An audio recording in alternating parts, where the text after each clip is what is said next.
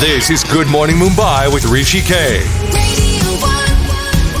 Friday edition of Talking Finance with Saurabh Mittal. Here he is. Good morning, how are you? Good morning, Hrishi. Well, this stems from your quotation yesterday. You quoted John Templeton who said, diversify your investments. Now, that diversification of investments, considering that we do it, how many schemes should one have in the portfolio? Yeah, I want to tell you an interesting story. Yesterday, a friend in my housing society approached me for an advice. His father was managing his investments and he was having a hard time to understand even the statements. He was not even able to fathom the total portfolio value. And rightly so, because over a period of time, his father had invested the total sum of 10 lakh rupees in more than 30 schemes. And if that was not enough, the portfolio was churned multiple times where money was switched from one scheme to another. Also, to add to complexity, investments were done in multiple combinations of family members as joint holders. So what are you saying is that diversification is important, but you still need to have a fine balance. Is that it? Exactly, because this is clearly a case of over diversification. One MF, and if you look at it, one MF scheme in turn invests into 30 to 40 different securities. So if you have 3 to 5 schemes in your portfolio from different category, the job is done. In fact, the truth is that true diversification is not multiple schemes, but having exposure to different asset classes. People are worried about 10 lakhs being invested in 5 schemes,